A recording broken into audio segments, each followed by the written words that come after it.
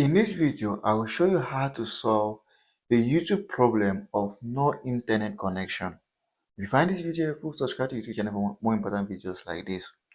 So if you're trying to access YouTube on your Android TV or smart TV and it keeps saying no internet connection, no internet connection, even if your internet is connected and stable, this is how to solve that.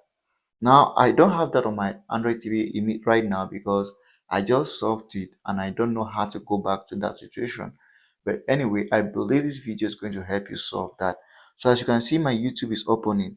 But if assuming that your YouTube was not able to open and you are facing a problem I'm explaining where once you open your YouTube app, what all you see is no internet connection, try again. Meanwhile, you have internet connection. This is exactly how to solve it. So to do that, it's very simple. Just go ahead to your settings app on your Android TV or smart TV and come ahead to the time and date. In the time and date, the only thing to do is just to turn on the automatic date and time network. So once you turn that on, your time is going to be updated to your local zone. And once that's done, you just have to go back to your YouTube.